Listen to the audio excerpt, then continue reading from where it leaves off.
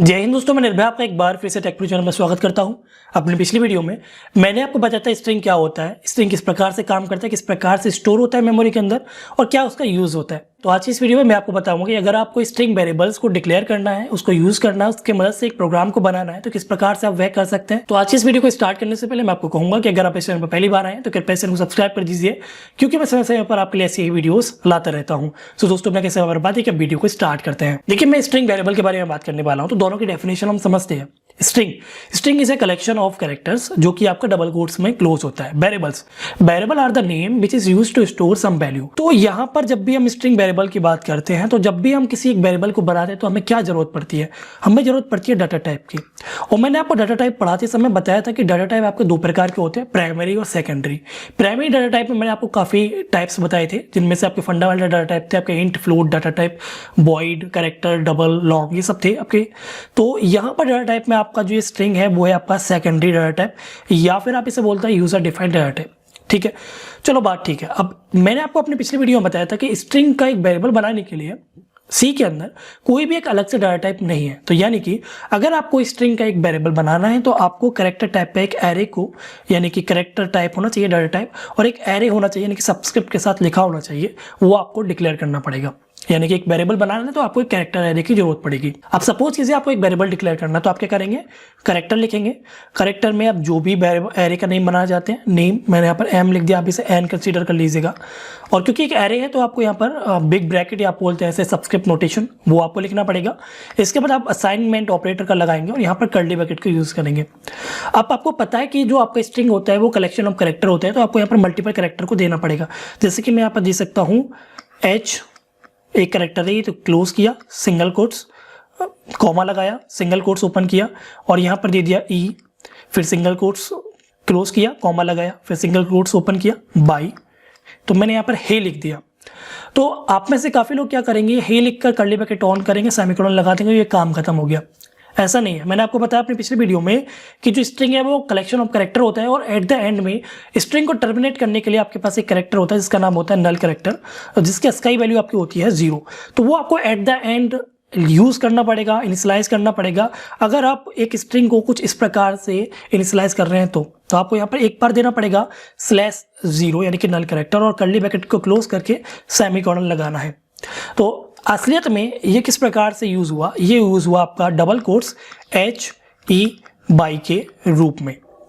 ठीक है, तो अगर ये इस प्रकार से दिखना है तो हम कुछ इस प्रकार से क्यों इसे इनिशियलाइज कर रहे हैं? हम किसी और तरीके से भी तो कर सकते हैं। तो हम लिख सकते हैं कैरेक्टर नेम, या कोई भी वेरिएबल नेम, यानी कि एरे के लिए सबस्क्रिप्ट नोटेशन, क्योंकि एक एरे है, सिंगल कोट्स में असाइनमेंट ऑपरेटर के बाद डबल कोट्स में हम लिख सकते हैं HE और डबल कोट्स। ऊपर वाला जो डिक्लेरेशन है इनिशियलाइजेशन है, और नीचे वाला जो डिक्लेरेशन और इनिशियलाइजेशन है, दोनों के दोनों सेम है।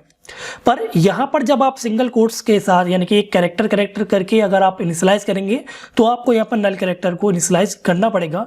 पर अगर आप डबल कोट्स के साथ इनिशियलाइज करेंगे तो आपको यहाँ पर जो आपका नल कैरेक्टर है वो आपको नहीं लिखना पड़ेगा। यानी कि जब भी आप डबल कोट्स में एक स्ट्रिंग को इनिशियलाइज करेंगे तो वो कंपाइलर जो होता है वो ऑटोमेटिक एट द एंड आपका नल कैरेक्टर को इसके अंदर डाल देगा, यानी कि इंक्लूड कर देगा। हमारे पास एक नेम नाम से एक स्ट्रिंग, हम इसे फिलहाल स्ट्रिंग बोलेंगे, हालांकि एक कैरेक्टर टाइप का एरे है, पर हम यह बोलेंगे कि हमारे पास एक नेम नाम का स्ट्रिंग वेरिएबल है जिसके अंदर हमारी वैल्यू इनिशियलाइज है अभय नाम से। आखिर ये मेमोरी में किस प्रकार से दिखेगी? देखिए, कुछ इस प्रकार से दिखेगी। ये मेमोरी ब्लॉक होगा आपका, ये एक एरे होगा, यहाँ पहले जाएगा A, यहाँ पर गया आपका B, यहाँ पर गया आपका H, यहाँ पर गया A, यहाँ पर गया बाई, और आखिर में आपके पास यहाँ जाएगा एक नल कैरेक्टर। क्योंकि एक एरे है तो एरे का हर एक इंडेक्स होता है, तो इंडेक्स के लिए आप यहाँ लिखेंगे नेम, और ये होगा आपका इंडेक्स 0, नेम, ये होगा इंडेक्स 1, ये होगा इंडेक्स 2, ये इंडेक्स 3, ये इंडेक्स 4, ये इंडेक्स 5। ठीक है, आप यहाँ देखेंगे, और हर एक इंडेक्स का कोई एक एड्रेस होगा। सपोज ये 101, ये 102, ये 103, ये 104, ये 105 एंड ये 106। अब आप यहाँ देखेंगे तो कुछ इस प्रकार से ये मेमोरी में डिक्लेयर होगा। जब भी हमें सपोज कीजिए इस वाले स्ट्रिंग में से, अबे स्ट्रिंग में से अगर हमें H को यूज करना है तो हम लिख सकते हैं नेम, और इसका सबस्क्रिप्ट नोटेशन में हम लिख सकते हैं 2। तो जब हम ऐसा लिखेंगे तो हमारा इक्वल होगा H कैरेक्टर के रूप में। ठीक है। अब आप यहाँ देखेंगे मैंने यहाँ पर एरे में सबस्क्रिप्ट नोटेशन में कोई भी एरे का साइज नहीं दिया, जबकि एरे का आप साइज देते हैं।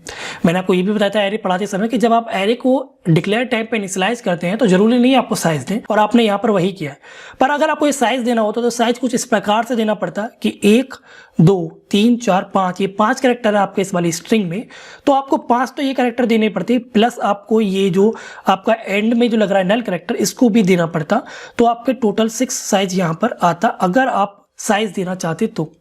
यानी कि जब भी आप एक स्ट्रिंग के एरे में यानी कैरेक्टर एरे में साइज देंगे स्ट्रिंग को होल्ड करने का, तो आपको कम से कम एक कैरेक्टर एक्स्ट्रा देना है, क्योंकि आपको यहाँ पर नल कैरेक्टर को भी होल्ड कराना है।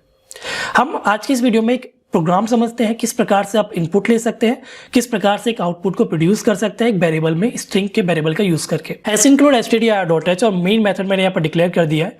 मुझे एक कैरेक्टर टाइप का एक एरे चाहिए यानी कि स्ट्रिंग चाहिए, तो कैरेक्टर लिखूंगा, नेम लिखूंगा, क्योंकि एरे है तो सबस्क्रिप्ट नोटेशन दूंगा। अब मैं क्योंकि इस एरे को यहीं पर इनिशियलाइज करना चाहता हूं तो मुझे इसका साइज देने की कोई जरूरत नहीं है। असाइनमेंट ऑपरेटर लगाऊंगा और यहाँ पर मैं डबल कोट्स के अंदर निर्भय लिख सकता हूं। हालांकि मैंने आपको बताया कि डबल कोट्स की जगह आप सिंगल कोट्स भी यूज कर सकते हैं, पर आपको कर्ली ब्रैकेट लगाना पड़ेगा और एंड में आपको नल कैरेक्टर देना पड़ेगा। ठीक है, तो ये तो रहा कि मैंने सीधा इनिशियलाइज कर दिया। तो मुझे अगर इनपुट चाहिए तो मैं क्या करूंगा, तो इनपुट के लिए सबसे पहले मैं क्या करूंगा कि इतना साइज तो दूंगा इस एरे का, इसको हटा देता हूं। इतना साइज तो मैं एरे का दूंगा कि मेरी स्ट्रिंग भी आ जाए और साथ में वो नल कैरेक्टर भी आ जाए। तो यहाँ पर इसका मैं साइज 20 दे देता हूँ कि जाकि ज़्यादा वेस्ट भी ना हो मेमोरी हमारी। इसके बाद मुझे इनपुट के लिए क्या चाहिए, इनपुट के लिए एक मेथड होता है, एक फंक्शन होता है, इसका नाम होता है स्कैनएफ। इसको हम यूज़ करेंगे स्कैनएफ। और क्योंकि हमें जब इंटीजर टाइप का वैल्यू चाहिए होती थी तो हम लिखते थे %d फॉर्मेट स्पेसिफायर। यहाँ पर मुझे स्ट्रिंग चाहिए तो यहाँ पर हम लिखते हैं फॉर्मेट स्पेसिफायर %s। अब मुझे चाहिए इनपुट तो मैं लिखूंगा %name। ठीक है, कुछ इस प्रकार से आपने पढ़ा है। ठीक है, अब ये एरे है पर ये चल जाएगा, आपको कोई यहाँ नोटेशन देने की जरूरत नहीं, क्योंकि आप यहाँ पर स्ट्रिंग पे काम कर रहे हैं। अब जो स्ट्रिंग होता है वो खुद एक पॉइंटर होता है जो कि अपने एक पहले कैरेक्टर को पॉइंट कर रहा होता है, तो यानी कि उसके अंदर एड्रेस होता है। तो आप चाहें तो यहाँ पर % लगाइए, चाहे तो मत लगाइए, कोई फर्क नहीं पड़ता है। तो यहाँ पर इनपुट आ जाएगा, देन आपको यहाँ पर आउटपुट देना है। अब क्योंकि स्ट्रिंग में ही आउटपुट देना है तो आप %s यूज़ कीजिए, कॉमा लगाइए और जिसमें से आउटपुट देना है यानी कि नेम देना है उसको लिख दीजिए। सेमीकोलन लगाता हूँ, कंट्रोल से सेव करके कंपाइल करते हैं। कंपाइलर आप कोई भी यूज़ कर सकते हैं, आईडी आप कोई भी यूज़ कर सकते हैं। मैं यहाँ पर GCC कंपाइलर का यूज़ करता हूँ। कमांड है GCC file name with extension .c flag o output file name o। उसके बाद अगर यहाँ कोई एरर होगी तो डिस्प्ले हो जाएगा, एरर नहीं है। आप यहाँ देखेंगे अब यहाँ पर इनपुट मांग रहे हैं, मैं दे देता हूँ यहाँ पर निर्भय। एंटर प्रेस करता हूँ तो आप देखेंगे आउटपुट में हमें निर्भय ही आ गया। एक छोटा सा यहाँ पर बग है, बग नहीं है, एक चीज़ है जो आपको समझनी पड़ेगी। मैं आपको समझाता हूँ कि अगर आप लिखते हैं निर्भय स्पेस देके आप लिखते हैं कौशिक, तो आप यहाँ देखिएगा आउटपुट में सिर्फ निर्भय आ गया, कौशिक नहीं आएगा। यानी कि कंपाइलर ऑटोमेटिक वाइट कैरेक्टर को नल कैरेक्टर में कन्वर्ट करके स्ट्रिंग को टर्मिनेट कर देता है। तो आखिर ऐसे तो हम कभी पूरा सेंटेंस ले ही नहीं पाएंगे, ऐसा नहीं है। स्कैनएफ और प्रिंटएफ की जगह यहाँ पर गेट्स और पुट्स जो हमारे फंक्शन होते हैं उनका यूज होता है। अपने आने वाली वीडियोस में हम उसके बारे में पढ़ेंगे। तो दोस्तों आज इस वीडियो में सिर्फ इतना ही। आशा करता हूं आपको वीडियो समझ में आई होगी। आपने एक स्ट्रिंग को डिक्लेयर करना सीखा होगा, इनिशियलाइज करना सीखा होगा, उसके छोटे छोटे बेसिक कॉन्सेप्ट को आपने समझा होगा। अगर ये वीडियो पसंद आए तो कृपया इस वीडियो को लाइक कर दीजिए। कोई भी प्रॉब्लम है आप मुझे बता सकते हैं, कमेंट कर सकते हैं। कुछ ऐसी चीज़ जो मैंने गलत बताई आप मुझे वह बता सकते हैं। कुछ ऐसी चीज़ जो मुझे बतानी चाहिए थी पर मैं नहीं बता पाया आप मुझे बता सकते हैं। आज इस वीडियो में सिर्फ इतना ही। वीडियो पसंद है कृपया इस वीडियो को लाइक कर दीजिए, शेयर कर दीजिए। चैनल पर हैं तो कृपया इसको सब्सक्राइब कर दीजिएगा। वीडियो देख के मत जाइएगा। दोस्तों वीडियो देखने के लिए धन्यवाद।